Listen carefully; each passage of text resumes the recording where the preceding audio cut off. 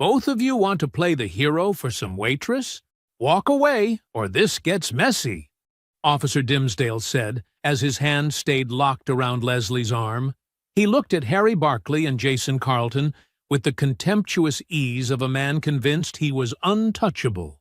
Then he turned his back on them like they were nothing, like the uniform, the rank, and their years of classified operations meant nothing inside this diner. Harry and Jason held their ground, steady and unmoving. Years of military discipline kept both men composed. What Dimsdale couldn't possibly know was that the Navy SEALs he just dismissed had dismantled more dangerous operations than this, and had never once walked away from one unfinished.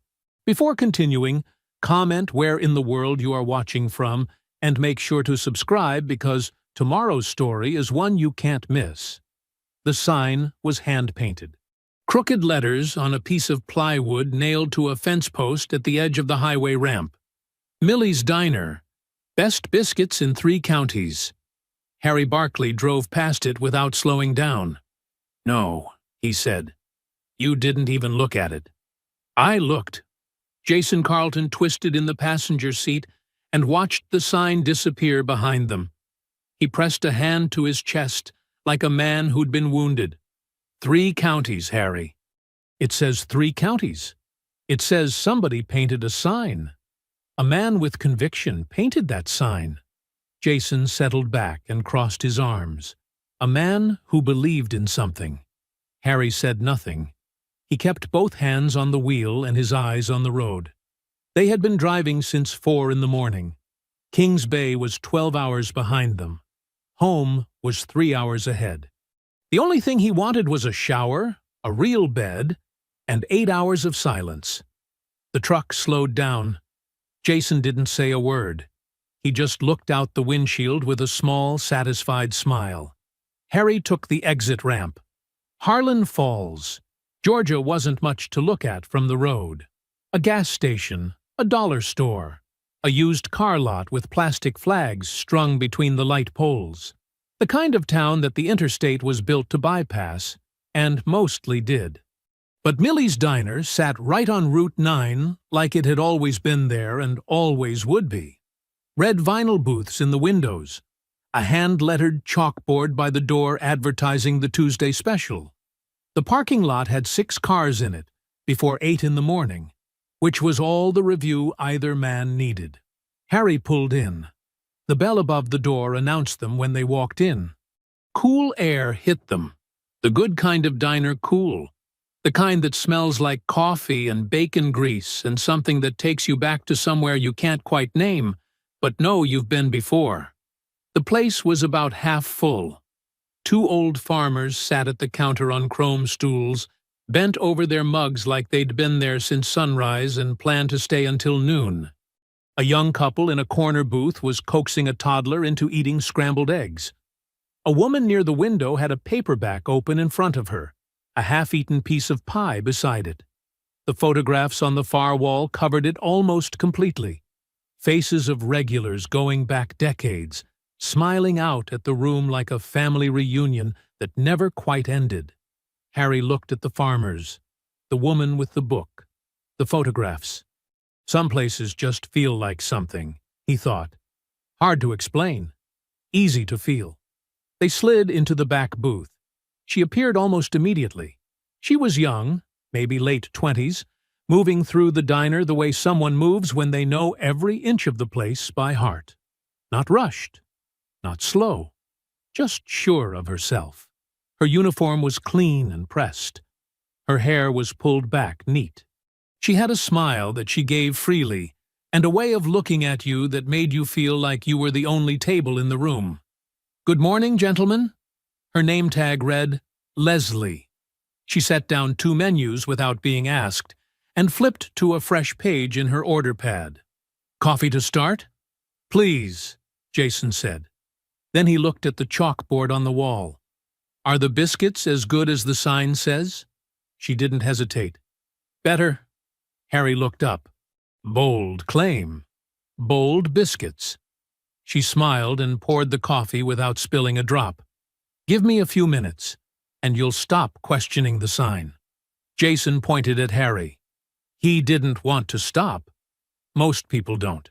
She tucked the coffee pot under her arm and looked at Harry directly. "Most people who don't stop are wrong." Harry almost smiled. Almost. 2 orders of biscuits and gravy. Good choice. She took the menus back and headed toward the kitchen with the ease of someone who'd made that walk 10,000 times. Jason lifted his mug. "I like her." "You like everybody." "I like good people." He sipped his coffee and leaned back. "She's good people. You can just tell." Harry picked up his own mug. Outside the window, Route 9 rolled past quiet and unhurried. A town going about its Tuesday morning like nothing in the world was wrong. He let himself relax, just a little. They were just passing through. That was all this was. The biscuits were everything the sign promised. Harry was halfway through his second one when the bell above the door rang again. He didn't look up right away. He was reaching for his coffee. Jason was saying something about the gravy. It was a good morning. A quiet one. Then he felt it. He couldn't explain it exactly. It wasn't a sound. It wasn't anything he could point to. It was more like a change in pressure, the way the air in a room shifts when something bad walks into it. His body recognized it before his brain did. 15 years of training had made him that way. He looked up. 2 officers stood just inside the door. The first one was big. Not tall, just wide and solid, like something that had been pressed into its shape by force. Mid-40s. His uniform was tight across the shoulders. His name tag read Dimsdale. He had the kind of face that might have been handsome once, before whatever he was on the inside started showing up on the outside. His eyes moved across the diner slowly, taking inventory, deciding what was his. The second officer was younger, lean. He stood half a step behind Dimsdale and kept his eyes on the floor. His name tag read Ponce. He had the look of a man who had learned a long time ago that it was safer not to see things. Harry watched the room react. The 2 farmers at the counter didn't turn around. They just got very still and very interested in the bottoms of their mugs. The young couple in the corner pulled their toddler a little closer without thinking about it. The way you pull something precious toward you when you sense danger nearby. The woman with the paperback stopped reading, but she didn't look up either. Nobody looked up. That told Harry everything. Dimsdale didn't sit down. He didn't pick up a menu. He walked straight to the counter with the slow, deliberate stride of a man who had never once in his life walked into a room he didn't own. He stopped and looked down the counter until he found what he was looking for. Then he pulled out a stool, sat down, and drummed his knuckles on the counter 3 times. Loud, sharp, like he was knocking on a door he already owned. "Hey!" He didn't say please. He didn't say, "Excuse me." He just said it at the kitchen, at nobody in particular, like the word itself was a command. "Hey, somebody want to get out here?" Leslie came out of the kitchen with a coffee pot in her hand. She saw him. The smile she'd been wearing since Harry and Jason walked in didn't disappear exactly. It just went somewhere far away, behind her eyes, where it couldn't be touched. "Officer Dimsdale." Her voice was steady. "What can I do for you?" Dimsdale leaned back on his stool and looked her up and down slowly. Not fast, not subtle. The kind of look designed to make a person feel small. He let the silence stretch out longer than it needed to, just because he could. "Got a complaint filed against you," he said finally. "Register came up $40 short last Saturday night. Customer says they watched you pocket it right off the counter." The diner went quiet. Not the good kind of quiet. The held breath kind. Leslie blinked. "That's not true." "Customer filed a report." "What customer?" Her brow came together, genuinely confused. Not defensive. confused. "I worked that whole shift. Nobody said a word to me. Nobody complained about anything. Saturday was a normal night." Dimsdale shrugged, like that was beside the point. "Well, somebody had something to say about it after the fact." "Who?" she asked. "Who filed this report?" He didn't answer that. He just smiled the same flat smile and kept going like she hadn't asked at all. Because here was the truth sitting right there in the open for anyone willing to see it. There was no customer. There was no complaint. There was no incident report with a name and a signature sitting in some filing cabinet down at the station. There was nothing. There had never been anything. Dimsdale had walked into this diner with a story he made up himself, and he was telling it with a straight face, because he had done it before, and nobody had ever made him stop. "No?" He smiled. It didn't reach his eyes. "That's real interesting, Leslie, because you were the only one working the counter all night. So either the money walked out on its own, or—" He let that hang there deliberately. Let the whole room hear what he wasn't saying. Manager Cordish appeared from the back office doorway right on cue, like a man who had heard his name called and wasn't sure whether to answer it. He stood there in his manager's apron and looked at the floor and said absolutely nothing. He could have said the register balanced that night. He could have said he pulled the receipts himself come Sunday morning, and every dollar was exactly where it was supposed to be. He knew that. Everyone in this building who worked Saturday night knew that. He said nothing. Not a word in her defense. Not a question. Not a single pushback. He just existed in the middle distance and let it happen. "I didn't touch that register," Leslie said. Dimsdale tilted his head. "You calling me a liar?" "I'm telling you the truth." He stood up off the stool. Slowly. He straightened his belt, adjusted his badge, took his time. Every movement said the same thing. "I am not in a hurry, because you are not a threat to me." He walked around to her side of the counter, into her space, close enough that she had to look up at him. "Here's what's going to happen," he said, his voice dropping low. "You're going to take off that little apron, and you're going to come down to the station with me, and we're going to sort this out. And if you've got nothing to hide, then you've got nothing to worry about." He paused. "Right? I have 4 tables. They'll survive. I'm in the middle of my shift. Take off the apron." Each word landed like something thrown. He shot a glance back at the room, at the farmers, at the couple, at every person in that diner who was currently staring hard at the table in front of them. His expression said, "You see this? Nobody's stopping me. Nobody ever stops me." Then he turned back to Leslie and snatched her by the forearm.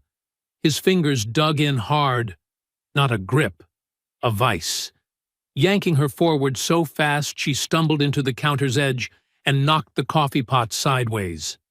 It hit the surface with a crack.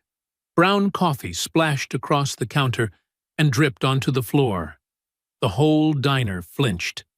Leslie sucked in a sharp breath through her teeth. She didn't scream. She didn't cry. But her free hand flew to the counter's edge to catch herself, and her eyes, those steady, warm, capable eyes, went wide for just a second, with something that looked a lot like pain. Harry set down his coffee cup. He set it down slowly and deliberately, the way a man sets something down when he has decided he is done sitting still. Jason already had his phone on the table, camera facing forward. His thumb hovered over the screen. Neither of them said a word. Not yet. Harry was already moving. He didn't rush. He didn't raise his voice. He pushed back from the booth with the kind of calm that isn't really calm at all. It's something colder, something controlled, the kind a man develops when he has spent years in places where panic gets people killed. Jason didn't follow him. He stayed right where he was, slid his phone to the edge of the table, and pointed the camera at the counter. His thumb hit record without a sound. Harry crossed the diner in 8 steps. He stopped 6 feet from Dimsdale, close enough to be heard, far enough to be seen by every single person in the room. "Officer." His voice was level, unhurried. It cut right through the silence like a blade through still water. "Take your hand off her arm." The whole diner held its breath. Dimsdale turned around slowly. His eyes traveled up Harry's frame. The uniform, the broad shoulders, the rank insignia, and something shifted behind his face. Not fear, not yet. Just the look of a man doing quick math and deciding he didn't like the numbers. "This is police business," Dimsdale said. "Walk away." "I'm not going to do that." Dimsdale let go of Leslie's arm. Not because he wanted to, because he needed both hands free and a new angle. He squared up to Harry and pulled himself to his full height, which still wasn't enough. "You got a problem, soldier." "Navy." Harry reached into his breast pocket and produced his military ID. He held it out flat so the entire room could read it. "Master Chief Petty Officer, United States Navy SEALs." "And yeah, I've got a problem." Dimsdale looked at the ID, looked at Harry, looked at the ID again. "I don't care if you're the president," he said. "You don't interfere with the law enforcement. You have no lawful basis to detain this woman." Harry's voice didn't get louder. It got cleaner, sharper, like he was reading from something printed in large, clear letters that everyone in the room could follow along with. "No probable cause. No warrant. No witness statement on record, because there is no witness, and there is no report, and you know that better than anybody standing here right now." Dimsdale's jaw tightened. Harry kept going. "Under Georgia Code Title 51, Chapter 7, what you just did, grabbing this woman, pulling her physically, making her stumble, that is unlawful restraint. That is battery. And it happened in front of a room full of witnesses." He paused just long enough to let that land. "And a camera." Dimsdale's eyes cut sideways to the back booth. Jason gave him a small wave. Phone still recording. For the first time since he walked through that door, something flickered across Dimsdale's face that wasn't confidence. Ponce, still standing by the door, shifted his weight from one foot to the other.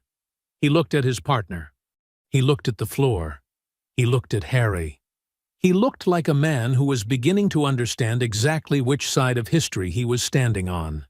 "You're making a big mistake," Dimsdale said, low, private, just for Harry. "I've made mistakes before." Harry didn't blink. "This isn't one of them." The silence stretched out. Then Dimsdale smiled. That flat, practiced smile that didn't mean anything good. He straightened his badge, took one long look around the diner, making sure everyone saw him leaving on his own terms, and then pointed a finger at Leslie. "This isn't finished," he said. "I'll be back with documentation. And next time, your little bodyguards won't be here." He turned and walked out. Ponce followed without a word. The bell above the door rang behind them. Nobody moved. Then the farmer at the counter, the older one, the one who had been staring into his coffee mug since the moment Dimsdale walked in, turned around on his stool and started clapping. Slow at first. Then the woman with the paperback joined him. Then the young couple. Then the other farmer. It built into something that filled the whole room and bounced off the photographs on the wall and rose up to the ceiling. Leslie stood at the counter. Her arm was red where Dimsdale's fingers had been. Her coffee pot was still lying on its side in a spreading brown puddle, but her back was straight. Her chin was up. She looked like a woman who had been hit and had not fallen. She turned to Harry. "Thank you," she said quietly. "But it won't stop." Harry looked at her. "Tell me," he said. Cordish disappeared back into his office without a word. Nobody was surprised. Harry slid into the corner booth. Jason stopped recording, pocketed his phone, and moved to join them. Leslie untied her apron, folded it over the back of a chair, and sat down across from them both. She pressed her fingers flat against the tabletop like she needed something solid to hold on to. The diner had gone back to its quiet hum. The farmers returned to their coffee. The woman with the paperback found her page. Everyone was pretending very hard that everything was normal. Leslie looked at her hands for a moment. Then she looked up. "His name is Seth," she said. "My little brother. He's 24. She said it the way you say the name of someone you're scared for. Carefully. Like the name itself was something fragile. He does HVAC work, heating and cooling.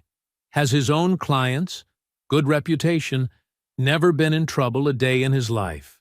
She paused. 3 months ago, Dimsdale pulled him over on Route 9. Right out front, practically. No broken taillight, no expired tags, no reason at all. Jason leaned forward. "What happened?" "Dimsdale made him get out of the car, searched the whole vehicle, made Seth stand on the side of the road for 45 minutes while he ran his name over and over." Her jaw tightened at the memory. Seth said cars were slowing down to look. People he knew, driving past, watching him stand there on the shoulder like a criminal. She shook her head. Dimsdale found nothing, because there was nothing to find. Didn't write a ticket. Didn't give a reason. Just let him go like it was nothing. "But Seth didn't let it go," Harry said. "No." She almost smiled at that. "He's not built that way. He filed a formal complaint with the sheriff's department, wrote it all out himself, submitted it the right way, through the right channels." Her almost smile faded. 2 weeks later, a woman named Mrs. Patton. She lives on Route 9. She saw the whole stop from her front porch. She got a visit from 2 officers. Plain clothes. They sat outside her house for a while, then knocked and asked her some questions. Leslie's voice stayed even, but her fingers pressed harder into the table. Her statement was never recorded, never made it into the complaint file. The diner felt smaller than it had a minute ago. 3 days after Seth's complaint was officially logged, Leslie said, Dimsdale pulled him over again. She stopped, swallowed.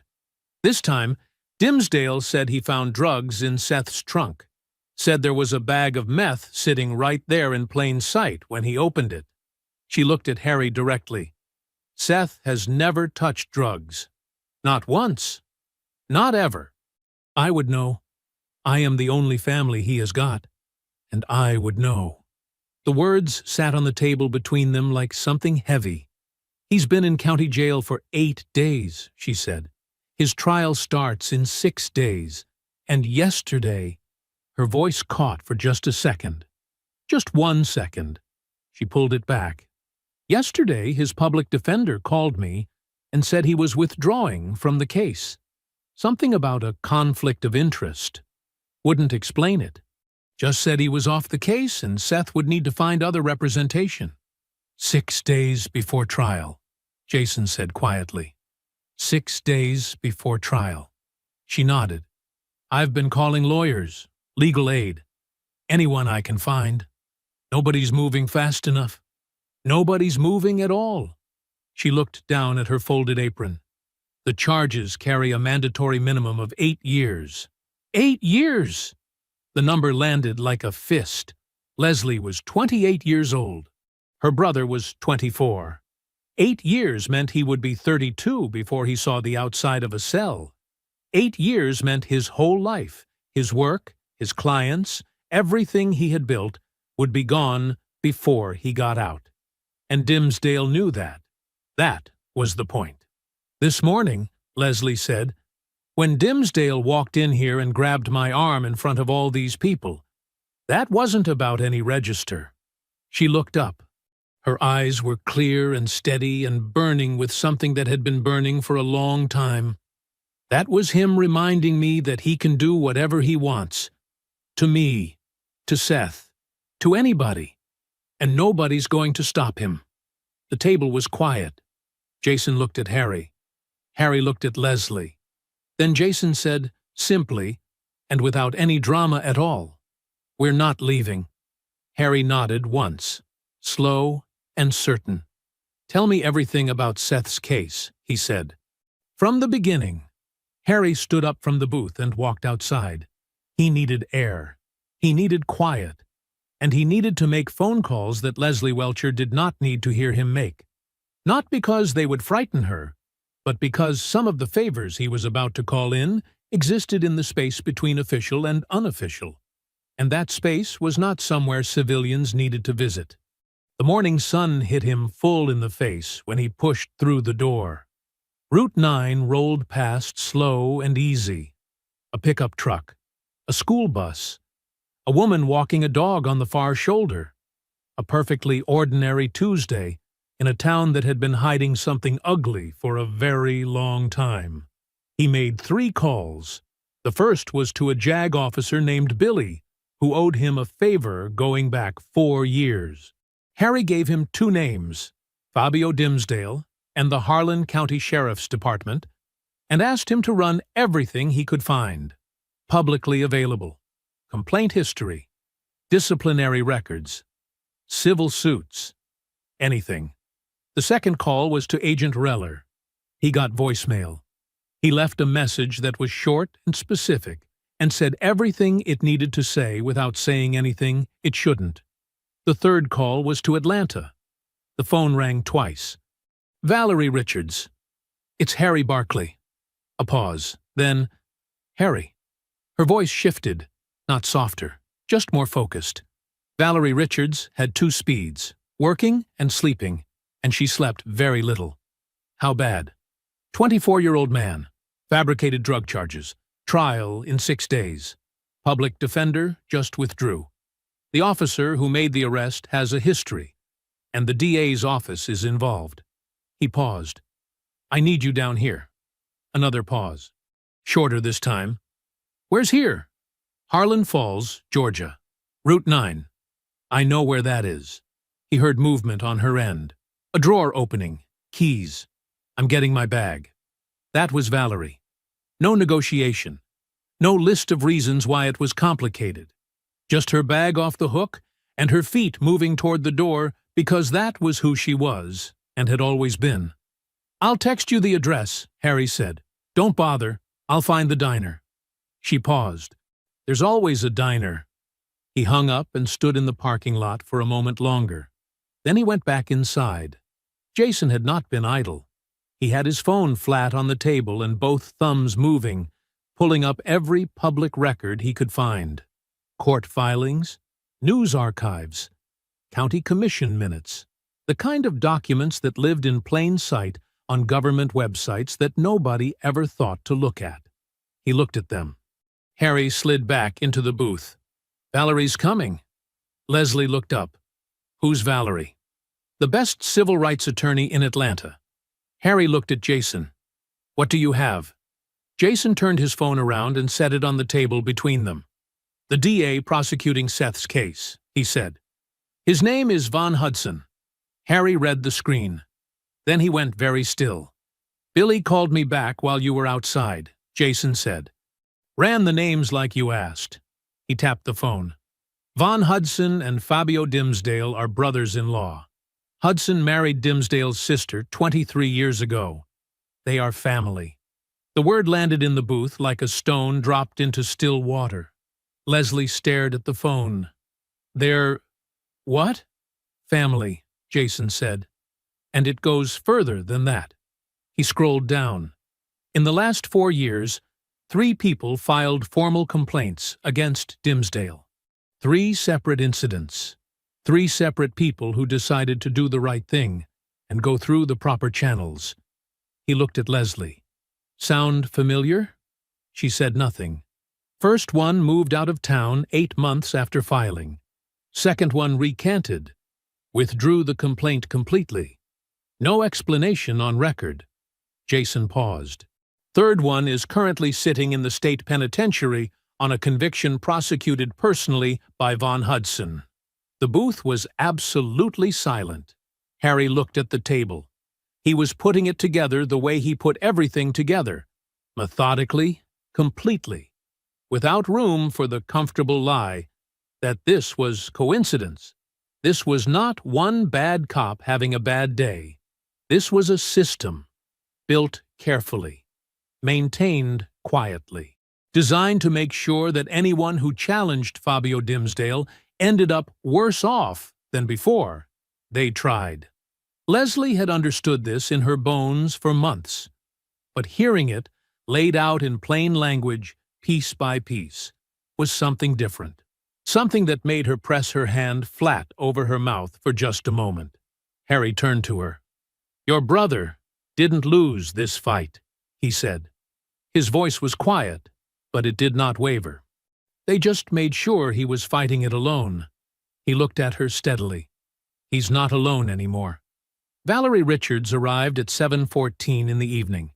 She drove a dark blue sedan that was dusty from 4 hours on the highway and pulled into the motel parking lot like she owned it.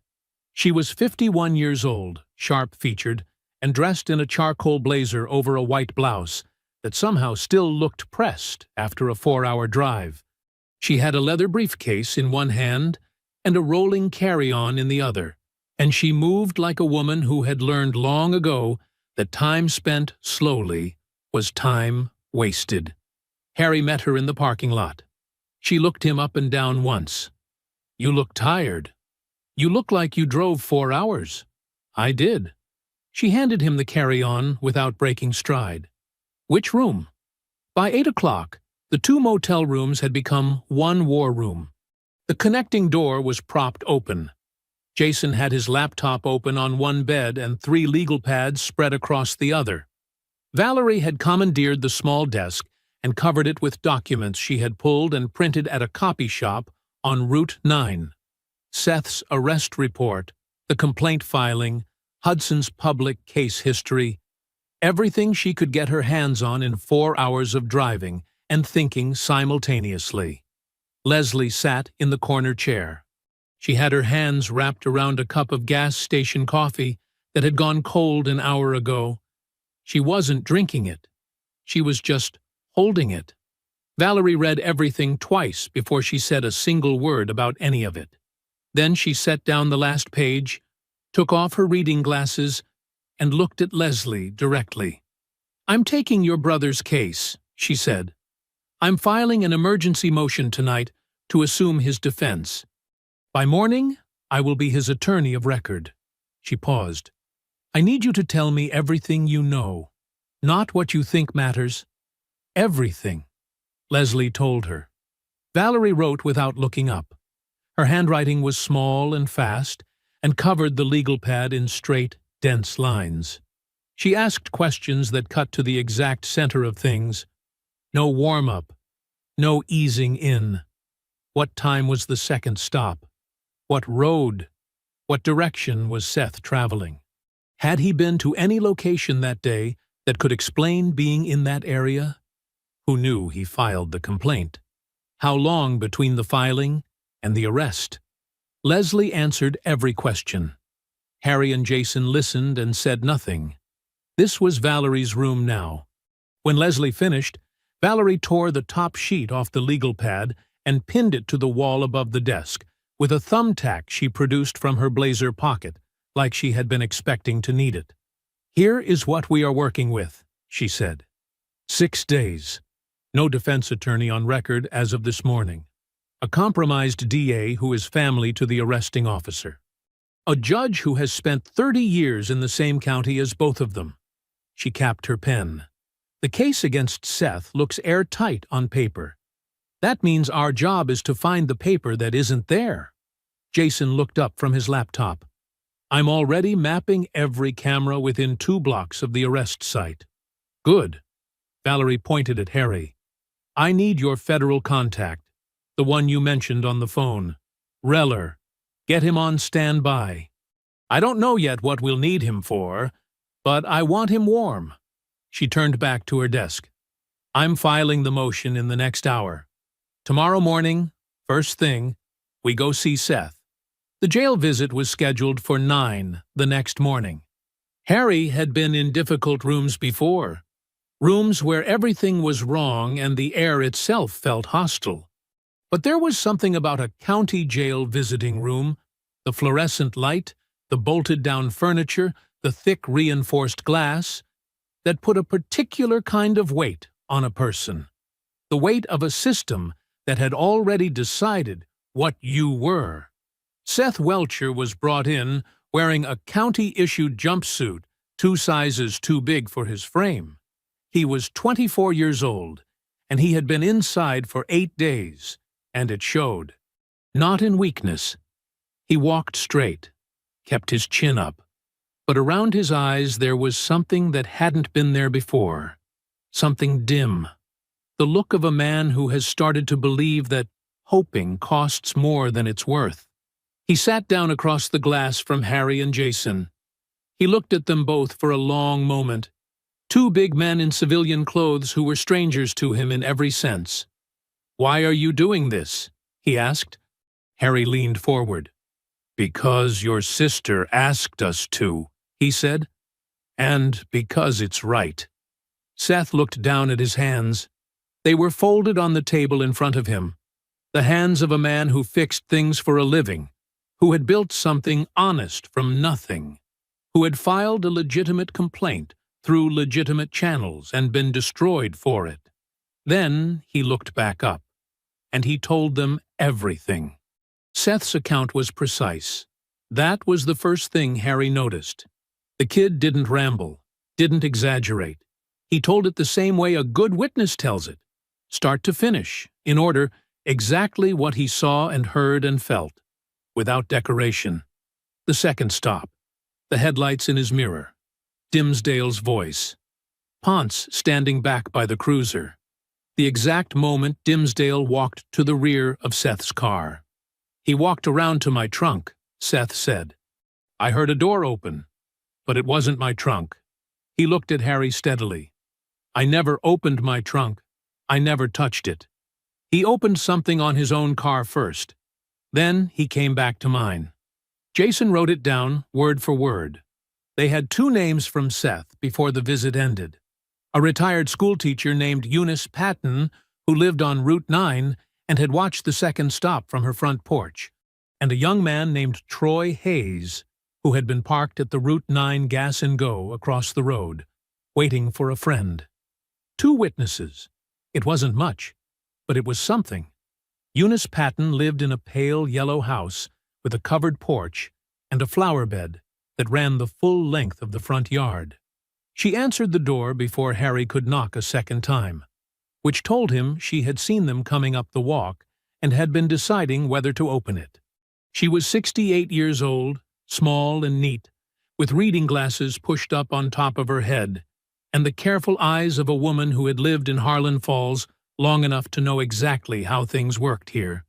She looked at Harry, then at Jason, then past them both at the street. "Come inside," she said quietly. "Don't stand on the porch." She had sweet tea ready, which meant she had been expecting someone eventually. She sat across from them in a floral armchair and folded her hands in her lap and listened while Harry explained who they were and why they were there. When he finished, she was quiet for a long moment. "I saw it," she said finally. "The whole thing. I was sitting right out there." She tilted her head toward the front porch. "I saw that officer walk to the back of his own car before he ever touched that boy's trunk." Her jaw tightened. "I knew what I saw." "Would you be willing to testify to that?" Harry asked. She looked at her hands. The silence stretched long enough to tell its own story. "I've lived here my whole life," she said. "My daughter lives 4 streets over. My grandchildren go to school in this county." She looked up. "I know what happens to people who make trouble for Fabio Dimsdale." "Mrs. Patton." Harry leaned forward. "Seth Welcher is 24 years old. He filed a legitimate complaint and he's sitting in a cell for it. You may be the only person who can—" "I know that." Her voice came out sharper than she intended. She softened it. "I know that, young man. I've been knowing that for 8 days, and it has not let me sleep." She looked out the window toward Route 9. "Let me think on it. Come back tomorrow." It wasn't yes, but it wasn't no. Troy Hayes was 22 and lived in a studio apartment above a laundromat on the south end of town. He cracked the door open 4 inches and looked out at them through the gap like a man who had learned to be cautious about who he let in. Jason explained the situation in plain, direct terms. No pressure, just the facts. Troy shook his head. "I can't get involved in anything right now." "Why not?" Jason asked. Troy looked at the floor. "I got a warrant, traffic stuff, nothing serious. But if I start making noise, they'll use it." Jason looked at Harry. Harry gave him a small nod. "Give me until tomorrow morning," Jason said. "I'll have that warrant resolved through proper channels. Legally. Cleanly. It'll be handled." Troy looked at him for a long time. "You can do that?" "Yes." Another long look. Then Troy opened the door a little wider. "Okay," he said. "Tomorrow morning. If it's handled, I'll sign a statement." By the following morning, Jason had the warrant resolved. It took 12 hours, 1 favor, and a phone call to a clerk in the county magistrate's office. It was done quietly and completely correctly, and it cost Jason something he would not mention to anyone. He knocked on Troy's door at 8:30. Troy opened it. He looked at Jason. "It's gone?" "It's gone." Troy nodded slowly. He picked up a pen off his kitchen counter. He signed the statement. Then Dimsdale moved. Eunice Patton called Harry at noon. Her voice was shaking in a way it hadn't been the day before. "There's a patrol car sitting in front of my house," she said. "Been there 40 minutes. Nobody's gotten out. Nobody's knocked." She paused. "They're just sitting there." Harry closed his eyes for 1 second. "Don't go outside," he said. "I'll call you back." He called her back 2 hours later. She didn't answer. At 4 in the afternoon, Valerie's phone rang. It was Eunice Patton. She was sorry, she said. She had thought about it more carefully. She wasn't sure what she saw had been as clear as she first thought. Her eyes weren't what they used to be. She didn't want to say something under oath that she couldn't be 100% certain of. She was sorry. Valerie wrote it down without expression. She thanked Mrs. Patton and ended the call and sat quietly for a moment with her pen in her hand. Troy's phone went straight to voicemail that evening. His apartment, when Jason drove past, was dark. A neighbor said he had packed a bag and gone to stay with family. She didn't know where. Harry stood in the parking lot of the motel with his arms crossed and looked at the sky. Dimsdale was watching. Dimsdale had always been watching. And tomorrow, Seth's trial was 4 days closer. Jason didn't sleep that night. Harry came out of the bathroom at 2 in the morning and found him exactly where he had been at midnight, sitting on the edge of the bed, laptop open, 3 empty coffee cups lined up on the nightstand like a timeline of how long he had been at it. "Go to sleep," Harry said. "In a minute." Harry looked at the screen. Lines of data. File logs. Timestamps. "What are you looking at?" "Dimsdale's body camera footage from the night of Seth's arrest." Jason didn't look up. "Or rather, I'm looking at where it isn't." Harry sat down on the other bed. The official story was simple. Dimsdale's body camera had malfunctioned during the stop. The file was corrupted. Nothing was recoverable. It was documented in the incident report in 2 clean bureaucratic sentences that were designed to be read quickly and forgotten. Jason was not built for reading things quickly and forgetting them. "The department uses a cloud backup system," he said. "Every body camera in the Harlan County Sheriff's Department automatically uploads footage to a remote server within 90 minutes of an officer's shift ending." He turned the laptop so Harry could see the screen. "This is the manifest log. It's a public record. Valerie filed a FOIA request 2 days ago, and it came back this afternoon." Harry looked at the log. "There," Jason pointed. That is a file uploaded from Dimsdale's camera on the night of Seth's arrest. Uploaded at 11:47 p.m., right on schedule. He scrolled down. And that, he pointed again, that is the same file being deleted. 3 days later. Harry looked at the date on the deletion entry. 3 days after the arrest. 2 days after Seth's complaint was officially logged with the department. The room was very quiet. So the footage existed, Harry said. The footage existed, Jason confirmed. It uploaded automatically like it was supposed to. And then somebody went in and deleted it. He closed the laptop. That is not a malfunction. That is a choice. They brought it to Valerie at 7 in the morning. She read the manifest log twice, holding it close like she was checking for something hidden between the lines. Then she set it flat on the desk and put both palms on it and stood there for a moment with her eyes closed. "This is enough for a motion," she said. "Potentially tampering with evidence. Federal preservation rules apply to body camera footage in an active criminal case. If that file existed and was deliberately deleted after charges were filed..." She opened her eyes. They had a legal obligation to preserve it.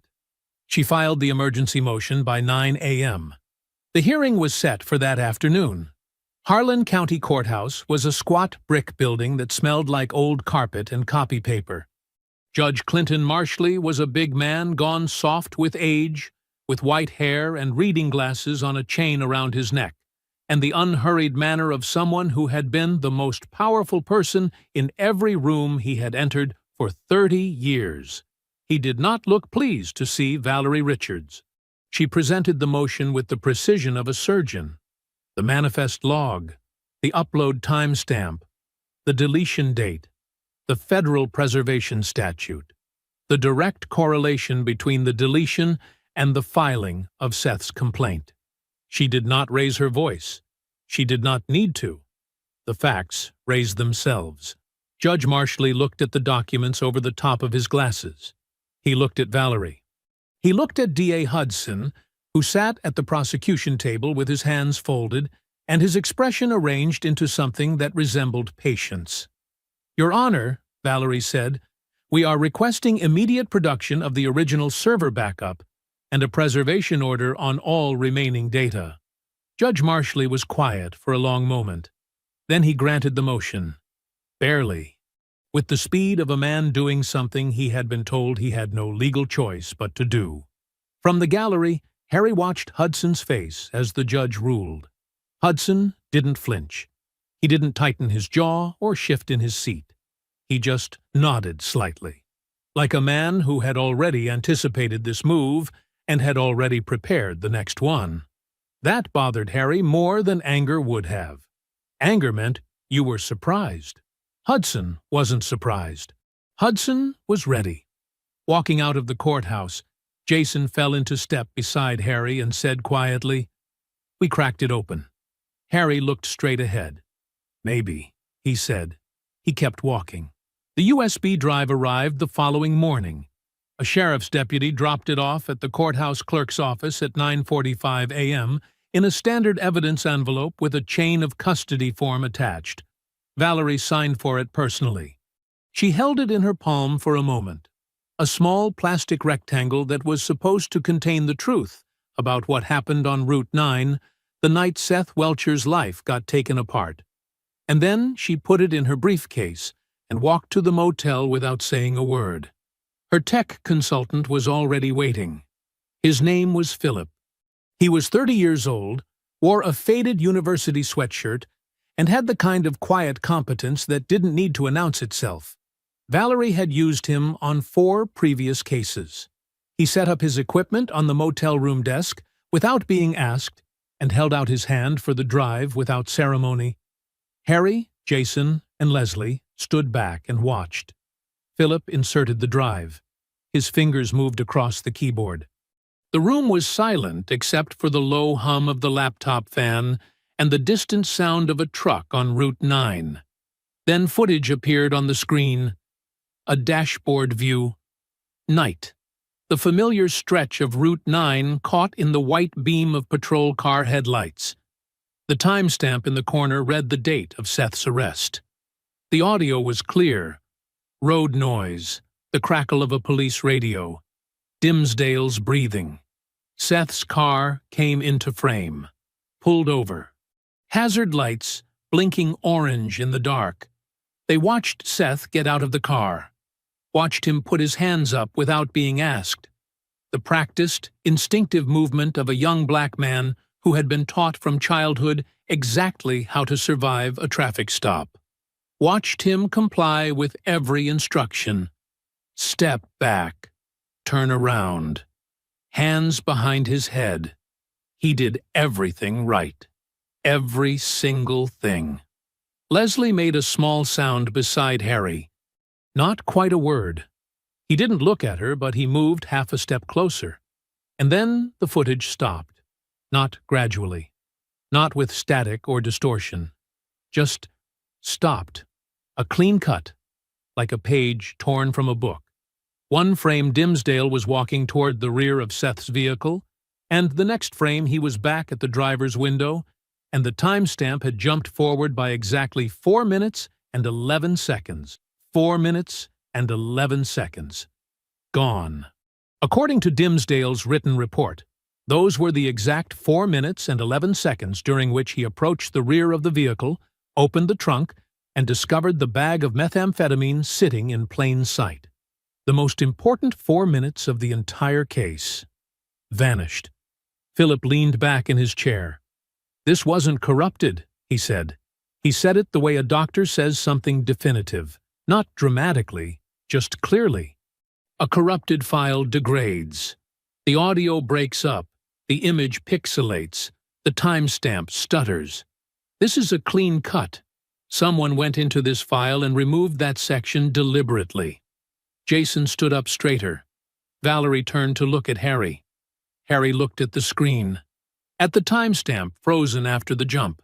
At the 4 missing minutes sitting in the middle of the footage, like a hole punched through the center of a piece of paper. "That's tampering," Jason said. "That is tampering," Valerie confirmed. Her voice was controlled, but something moved behind her eyes. Something sharp and certain. She turned to Philip. "How fast can you document that technically? In language a judge can understand?" 2 hours. "You have one." She was already reaching for her legal pad. "I'm filing a motion to dismiss. Evidence tampering. The chain of custody on these charges runs directly through footage that has been deliberately altered." She wrote as she talked. "This isn't just cause for dismissal. This is a federal crime." She looked up. For just a moment, one brief, unguarded moment, the room felt different, lighter, like something that had been pressing down on all of them since the day they walked into this fight had lifted slightly. Leslie pressed both hands over her mouth. Jason exhaled slowly through his nose and looked at the ceiling. Harry looked at the screen. At the clean, deliberate cut in the middle of the footage. They had them. The evidence was right there. Documented, technical, undeniable. Dimsdale had stood in that courtroom and submitted footage he had personally edited. That was not a mistake. That was not a malfunction. That was a man so certain of his own protection that he had committed a federal crime on a court-ordered evidence submission and handed it over with his name on the envelope. Harry should have felt relieved. He didn't.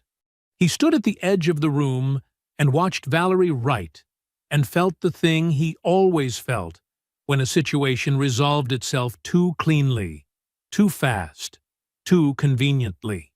The same quiet warning he had felt every time, in every operation, right before the ground shifted beneath his feet. He kept it to himself, for now. The motion was heard the next morning. Valerie had been up until 2 a.m. preparing it. Every argument clean and precise. The technical documentation from Philip, the timestamp analysis, the chain of custody. She had built it the way she built everything, carefully, completely, with no gaps and no assumptions. She walked into that courthouse looking like a woman who had already won. Judge Marshley called the hearing to order at 9 a.m. sharp. Valerie presented the motion in 14 minutes. She laid out every piece of evidence in plain, logical order.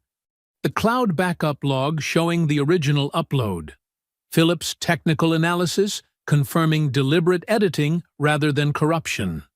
The 4-minute and 11-second gap landing exactly where Dimsdale's report claimed the drugs were found. She connected every dot clearly and without drama, because the facts didn't need drama. They needed to be heard. When she finished, Judge Marshley looked at D.A. Hudson over the top of his glasses. Hudson stood up slowly. He buttoned his jacket. He smoothed the front of it. He picked up a single manila folder from the table in front of him, opened it, and removed a small stack of documents with the unhurried ease of a man who had been waiting for this exact moment since before the hearing was even scheduled. "Your Honor," he said pleasantly, "I appreciate Ms. Richards' thorough presentation. I'd like to offer some context." He submitted the documents to the clerk. Copies were handed to Valerie. She looked at the top page. Harry watched her face from the gallery. He watched something change in it. Not collapse, not break, but tighten. The way a face tightens when it absorbs something unexpected and refuses to show how much it hurts. Hudson explained it with the calm patience of a professor, correcting a student's honest mistake. The 4-minute gap in Dimsdale's body camera footage, he said, was entirely consistent with a documented firmware malfunction affecting that specific model of department-issue body camera. A glitch that caused intermittent recording gaps during high CPU operations, such as night vision activation, combined with simultaneous audio processing. The department had identified the issue 6 weeks before Seth's arrest and submitted a formal memo to the manufacturer. He had the memo. He had the manufacturer's acknowledgement letter. He had documentation of 3 prior incidents, other officers, other stops, same gap pattern, from the 2 months preceding the arrest. He submitted all of it, every piece of it real, every piece of it official, every piece of it prepared and waiting like a trap that had been set before anyone even knew they were walking into the woods.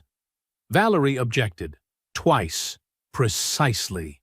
She argued that documented prior glitches did not explain metadata inconsistencies in the specific file submitted. She argued that the deletion from the cloud backup remained unaddressed. She argued that the correlation between the deletion date and the complaint filing date was not coincidental. Judge Marshley listened to all of it. Then he ruled. The gap was consistent with a documented technical fault. There was insufficient evidence that the submitted file had been manually altered. The production order had been satisfied.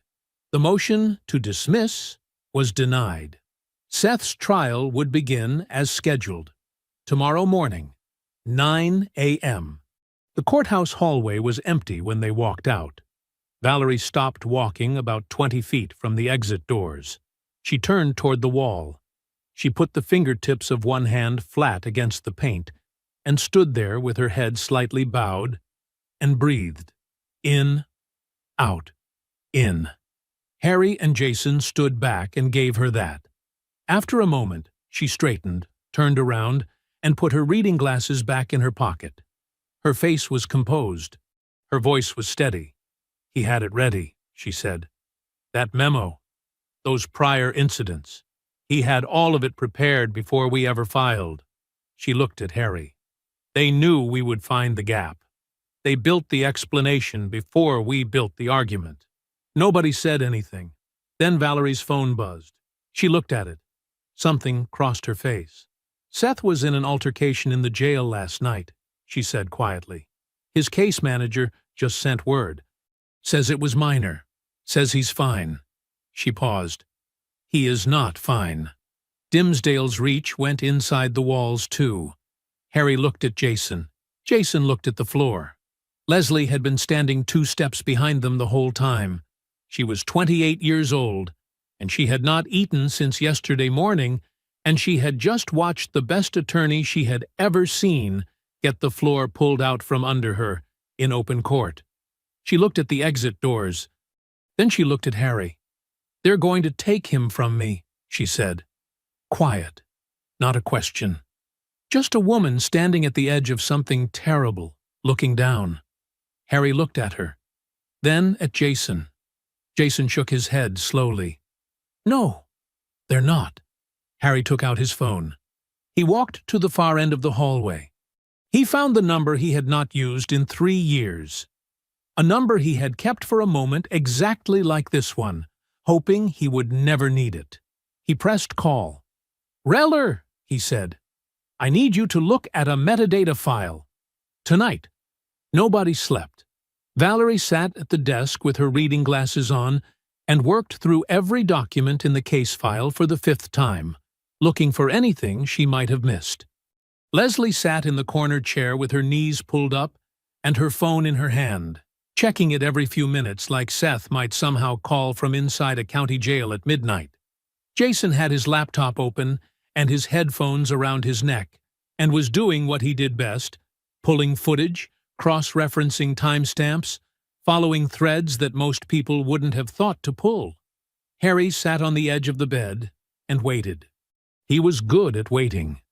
It was one of the things the Navy had built into him so deep it had become part of his structure. You did your preparation, you put your people in position, and then you waited with your whole body alert and your face completely still until the moment came. The moment always came. His phone rang at 2:14 a.m. He was outside in the parking lot before the second ring finished. Reller. Yeah. Agent Reller had a voice like gravel on a tin roof, low, flat, carrying no more weight than it needed to. "I looked at your file." "And?" A pause. Not hesitation. The pause of a man choosing his words, with the precision of someone who understood that words, once spoken, became part of the record. "The file submitted to the court and the file that was originally uploaded to that cloud server are not the same file," Reller said. "The backup log contains a cryptographic hash, basically a digital fingerprint, of every file at the moment it's uploaded. That hash is permanent. It doesn't change." Another pause. "The hash of the original upload does not match the hash of the file on that USB drive." Harry stood very still in the dark parking lot. "They are not the same file," Reller repeated. "Somebody took the original, edited it, and submitted the edited version to the court. The original fingerprint proves it. Can you document that?" "Already did. I'm sending it now." Harry heard keys clicking. But that's not all. Harry waited. The metadata embedded in the submitted file, the edited one, contains a device identifier. Every time a file is opened and saved on a computer, that machine leaves a fingerprint in the metadata, an ID number registered to the specific device. Reller paused. "I ran that ID against the Harlan County Sheriff's Department Equipment Registry." The parking lot was completely silent. Not even wind. "It's registered to a department-issued laptop," Reller said. "Assigned to Officer Fabio Dimsdale." He let that sit for exactly 1 second. The edit was made 3 days after the arrest. 2 days after the formal complaint was logged. Harry closed his eyes. Not from relief, from the particular feeling of a weapon clicking into place. The cold, precise satisfaction of a thing that cannot be argued with, cannot be explained away, cannot be buried under a firmware memo prepared in advance by a careful and corrupt DA. "This is federal," Harry said. "Evidence tampering submitted to a court of law," Reller said, "on his own machine, with his own credentials." "Yeah, this is federal." Another pause. "I also want you to know that I did this by the book, Harry. Every step, this holds." "I know it does." Harry looked at the motel room window. The light was still on. "Send everything to this number." He went back inside. Valerie read Reller's analysis standing up. She didn't sit down. She held the printed pages Harry had run to the 24-hour copy shop on Route 9 to produce, and she read them once completely, and then went back to the beginning and read them again. Then she set the pages on the desk and put both palms flat on top of them.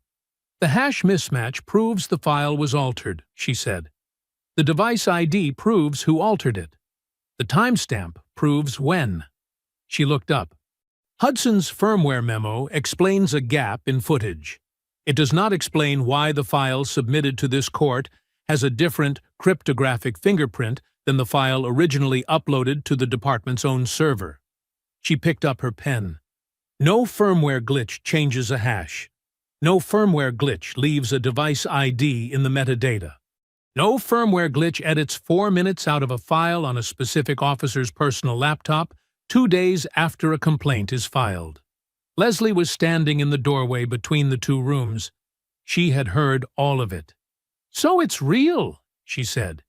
"It's actually real." "It's real," Valerie said. "And it's federal." She was already writing. "We're not going back to Judge Marshley." She looked at the clock on the wall. 2:41 a.m. "I need one more thing," she said. She looked at Jason. "Tell me what you found on that real estate camera." Jason turned his laptop around. "Been sitting on this for 6 hours," he said. "Wanted to make sure before I said anything." The screen showed a paused video feed. Grainy. Night shot. The image had the washed-out, slightly smeared quality of cheap security footage pushed past what it was built to capture. At the top right corner of the frame was the logo of Harlan County Realty. At the bottom left corner was a sliver of Route 9. Just the edge, just enough, like the road had leaned into the shot without meaning to. "The camera is mounted on the eave of the real estate office," Jason said. "Faces the parking lot, but the angle clips Route 9 about 180 feet down the road." He tapped the bottom left corner of the screen. "Right there. That strip of road. That's where Seth was pulled over." Valerie leaned in close. "I spent 6 hours on this footage," Jason continued, "enhancing it, stabilizing it, matching the timestamps against Dimsdale's official incident report." He looked at Harry. "And I found something." He hit play. The footage was dark and difficult. The real estate parking lot sat empty and still in the foreground, lit by a single overhead lamp. Route 9 in the bottom corner was barely visible, a thin strip of pale road surface caught between the camera's edge and the darkness beyond it. Then a vehicle pulled into frame on Route 9. A patrol car. It moved slowly and pulled to the shoulder and stopped. Its lights stayed on. Jason paused the footage, pointed to the timestamp. "This is 11 minutes before Seth's car appears in the frame," he said. 11 minutes before the stop officially began. He hit play again. A figure got out of the driver's side of the patrol car. The image was grainy and distant, and the night swallowed most of the details. But the uniform was visible. The build was visible. And the movement, deliberate, purposeful, unhurried, was visible. The figure walked to the rear of the patrol car, opened it, reached inside, removed something. The object was small, and the image was too degraded to identify it with certainty. But the action was clear. The figure held something, looked at it briefly, and then closed the rear of the vehicle. Then the figure walked back to the driver's side and got in. Jason paused it again. The room was absolutely silent. 11 minutes later, Jason said quietly, "Seth Welcher's car appears on that road. The stop begins." And 4 minutes and 11 seconds of body camera footage, the exact 4 minutes during which Dimsdale claims he found drugs in Seth's trunk, disappears. He closed the laptop slowly. Dimsdale was on that shoulder before Seth ever drove past. He retrieved something from his own vehicle before the stop began, and then he made sure nobody would ever see what happened next. Valerie straightened up. She was not a woman given to visible emotion in working moments. But something moved across her face. Something quiet and fierce and absolute. "He came prepared," she said. "He came prepared," Jason confirmed. Leslie had both arms wrapped around herself in the doorway. She was looking at the closed laptop like it contained something she had always known was true, but had never been able to prove. Like the ground under 6 months of fear and exhaustion had finally revealed what it was made of. "Can you authenticate it?" Valerie asked. "Chain of custody, timestamps, everything a federal court needs." "Already started," Jason said. "I pulled the original unedited footage directly from the real estate office's backup server this afternoon. The owner let me copy it when I explained the situation. I have the original file, the device it came from, and a signed statement from the owner confirming it hasn't been touched." He looked at Valerie. "I also have a digital forensics contact at Kings Bay who can certify the timestamp integrity by morning." Valerie nodded once, the nod of someone moving immediately to the next step. She picked up her pen and her legal pad, and she began to write with the focused energy of a woman who had just been handed everything she needed and intended to use every single piece of it. "We have 2 things," she said as she wrote. "Reller gives us proof that Dimsdale edited the body camera footage on his own laptop and submitted the altered file to a federal court proceeding." She kept writing without looking up.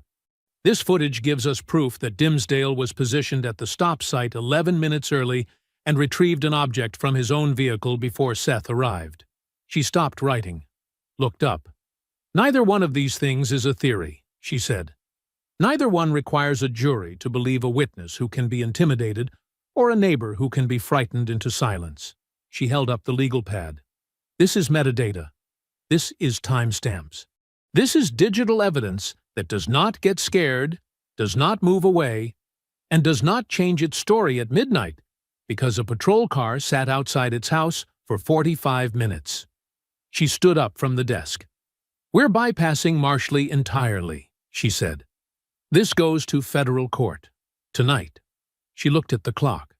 3:17 a.m. "I need coffee. A lot of it. And I need everyone in this room to stay awake for the next 6 hours."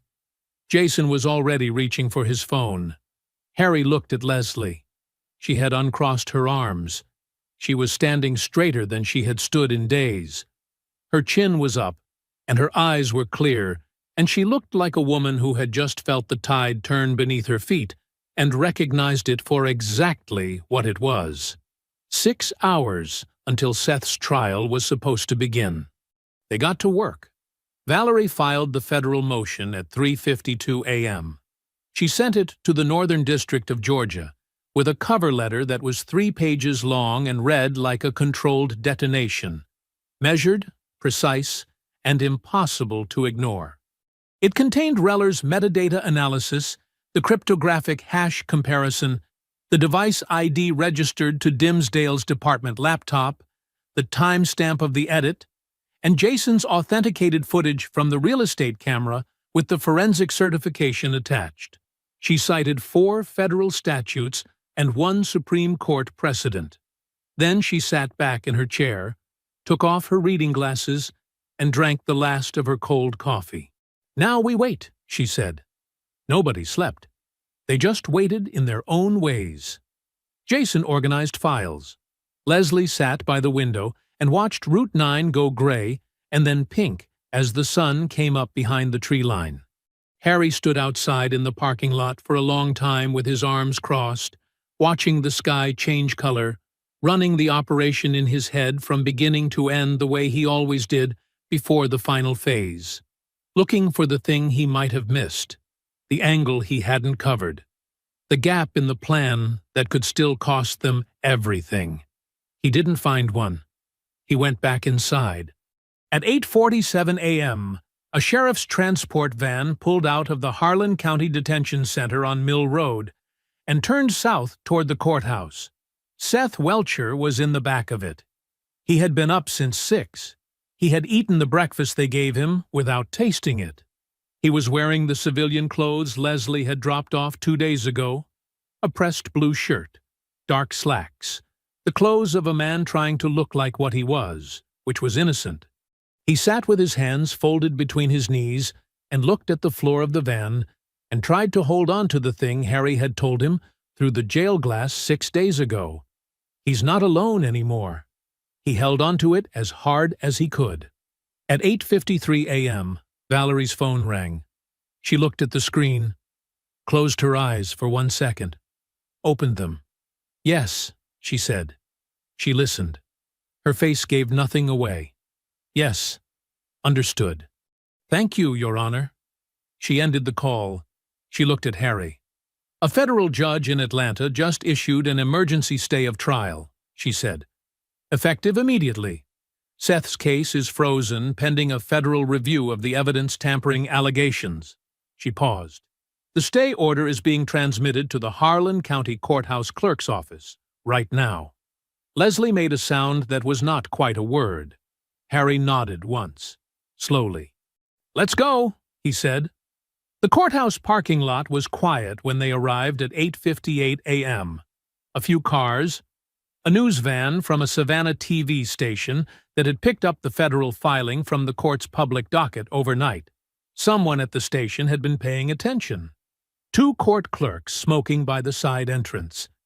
An ordinary Tuesday morning in Harlan Falls, Georgia. Except that standing beside his patrol car near the far end of the lot, watching the transport van pull in, was Officer Fabio Dimsdale. He was in full uniform, badge polished, arms crossed. He had the look of a man attending a ceremony he had organized himself. Comfortable, certain, completely in control of how this morning was going to go. He watched the transport van park. He watched the side door open.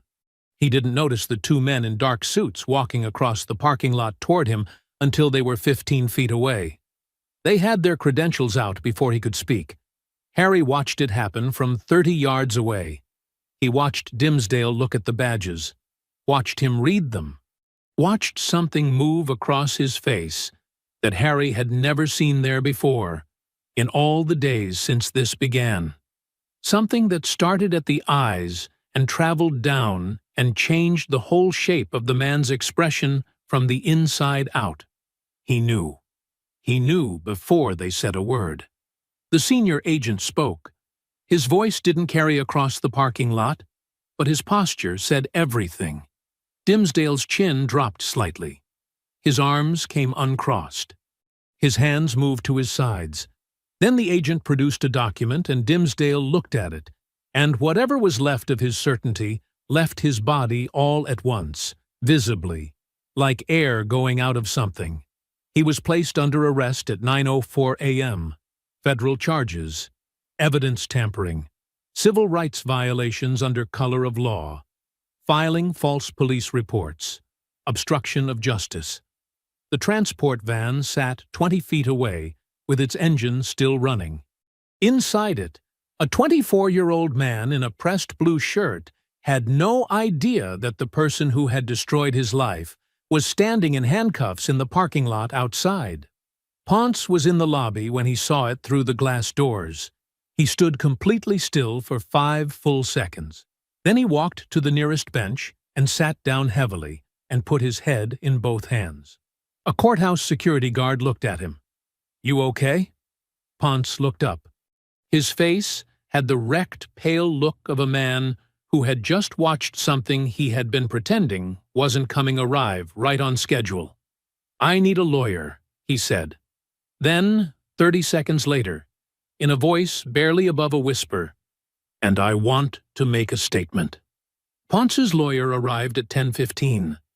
She was a public defender named Castillo, young, fast, clearly competent, and she spent 40 minutes in a private room with Ponce before she came out and told the federal agents that her client was prepared to cooperate fully in exchange for consideration on the lesser charges.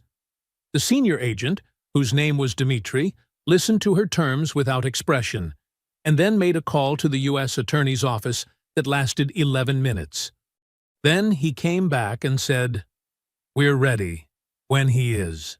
Ponce talked for 4 hours. Harry and Jason didn't hear it in real time. Nobody did except the agents, the attorneys, and a federal court reporter whose fingers never stopped moving. What they learned came in pieces. Through Valerie, who had contacts inside the federal building in Atlanta, who knew how to say a great deal while technically saying very little. But the shape of it became clear quickly. Ponce had been Dimsdale's partner for 2 years and 6 months. In that time he had watched things he should have stopped, and said nothing about things he should have reported, and convinced himself, in the particular way that weak people convince themselves of terrible things, that staying quiet was just survival and not complicity. He was wrong. He had known he was wrong for a long time. He named 6 cases, 6 separate incidents over 3 years in which Dimsdale had used his badge as a weapon against people who had challenged him, inconvenienced him, or simply existed in his path on the wrong day. Traffic stops that were never about traffic. Searches that were never about evidence. Charges that were never about the law. He named the dates. He named the locations. He described conversations, specific words, specific phrases, that passed between Dimsdale and D.A. Von Hudson before formal charges were ever filed in those cases. Informal calls. Texts. A standing lunch at a steakhouse on the county line every other Thursday, where the 2 men discussed, over their meals, which cases needed to move fast, and which complaints needed to disappear, and which witnesses had suddenly become uncertain about what they saw. Hudson didn't just prosecute the cases Dimsdale brought him. He shaped them. He prepared for challenges before they were filed. He built contingencies, like the firmware memo, into cases before defense attorneys even knew which way the wind was blowing. He had been doing it for years with the smooth, practiced ease of a man who had never once been asked to explain himself and had stopped expecting that he ever would be. Ponce knew about the body camera edit, not the technical details. He wasn't that kind of careful, but he knew. He had been in the patrol car when Dimsdale spent 40 minutes on his laptop the night after the arrest. He had asked what Dimsdale was doing. Dimsdale had told him to mind his own business in language that was clear about what the consequences of not minding it would be. Ponce had minded his own business.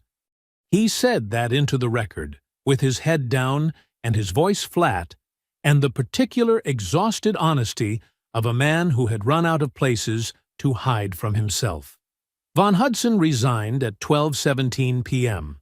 His assistant released a 2-paragraph statement to the local press citing personal health concerns and a desire to spend more time with his family. It was the kind of statement that said nothing, and everyone understood perfectly. The State Bar Association opened a formal investigation before the afternoon was out. 3 of Hudson's past convictions, cases where Dimsdale had been the arresting officer, were immediately flagged for review by the State Attorney General's office. Judge Clinton Marshley filed a recusal notice from every pending case involving the Harlan County Sheriff's Department at 1 p.m. His clerk released it without comment. The Georgia Bureau of Investigation arrived in Harlan Falls at 2 o'clock. 2 unmarked vehicles, 4 agents. They went directly to the Sheriff's Department and asked for the records room. By 3 p.m., the Department of Justice had opened a preliminary inquiry into the Harlan County Sheriff's Department for pattern and practice civil rights violations. The inquiry had been triggered by Valerie's federal filing, which had not limited itself to Seth's case alone. It had named all 3 prior complainants, all 3 outcomes, and drawn a clear, documented line between every single one of them and the man who was currently sitting in federal custody with his badge in an evidence bag. Harry stood outside the courthouse and watched the GBI vehicles in the parking lot. Jason stood beside him. 3 years, Jason said quietly. He did this for 3 years. Longer, Harry said. We only found 3 years. The afternoon sun was warm on the courthouse steps. Route 9 ran past steady and unhurried, The same road it had always been, carrying the same ordinary traffic it always carried. Except that today, for the first time in a very long time, something in this town had shifted. Something that didn't shift back. The dismissal order came at 2:31 p.m. A federal public affairs officer read it aloud in the courthouse hallway. A narrow corridor with fluorescent lights and scuffed linoleum floors that had seen a lot of things go wrong over the years and had never once cared. He read it in a flat, official voice that gave no particular weight to any individual word. Because official voices never do. But every word landed anyway. Charges dismissed with prejudice. With prejudice. That meant permanent. That meant final. That meant Fabio Dimsdale could rot in federal custody for the rest of his natural life, and nobody, not another DA, not another judge, not another corrupt machine in another county, could ever pick these charges back up and use them against Seth Welcher again. Done. Finished. Gone. The public affairs officer folded the order, tucked it under his arm, and walked back down the hallway the way he had come. His shoes squeaked on the linoleum. Nobody moved for a moment. Then Valerie Richards exhaled, long and slow and complete, and pressed 2 fingers to the bridge of her nose and stood very still with her eyes closed. It lasted 3 seconds. That was all she gave herself. Then she opened her eyes, straightened her blazer, and turned to face the room. Harry was looking at the door at the end of the hallway, the one that led to the side entrance, the one they said Seth would come through. It took 11 minutes. 11 minutes of the 4 of them standing in that hallway, Harry, Jason, Valerie, and Leslie, not talking much, not needing to. Jason checked his phone. Valerie reviewed something in her briefcase. Harry stood with his arms at his sides and watched the door. Leslie watched the door too. She had her hands clasped in front of her and her back straight and her chin level. She was 28 years old, and she had worked double shifts and eaten vending machine dinners and made phone calls that rang out to voicemail and stood in her own workplace while a man grabbed her arm and a room full of people looked at the floor. She had sat in courtrooms and motel rooms and a county jail visiting room. She had not broken. Not once. Not even close. The door opened. A corrections officer came through first. Then Seth. He was still in his civilian clothes. The pressed blue shirt, the dark slacks, the clothes of an innocent man who had spent 9 days being treated like he was something else. He came through the door blinking slightly, the way people blink when they step from one kind of air into another. He looked at the hallway, at the fluorescent lights, at Valerie, at Jason. Then he found his sister. Leslie didn't run. She walked, steady and purposeful, the way she did everything, the way she carried plates and refilled coffee and stood her ground in a diner and refused to be made small. She crossed the hallway in 8 steps, and when she reached him, she put both hands on either side of his face and held it. She looked at him for a long moment.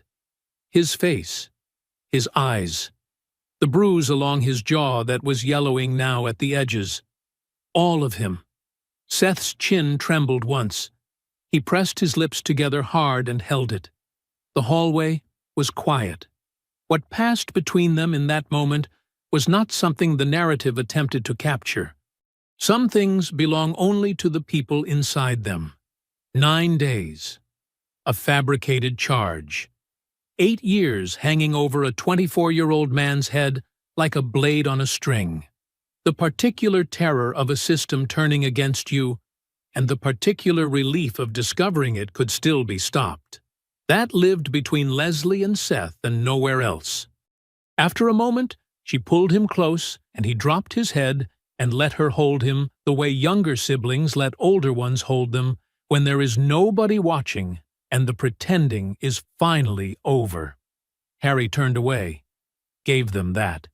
Jason looked at the ceiling for a moment with his jaw set and his eyes bright, and his expression arranged into something that was not going to be called what it was. Valerie closed her briefcase with a soft click. After a moment, Jason said quietly, "Not to anyone in particular, just to the air. You know, I really just wanted the biscuits." Harry stood with his back to the room and his arms crossed. Something happened at the corners of his mouth. Not a smile, exactly. Something better. If you enjoyed the story, leave a like to support my channel, and subscribe so that you do not miss out on the next one. On the screen, I have picked 2 special stories just for you. Have a wonderful day.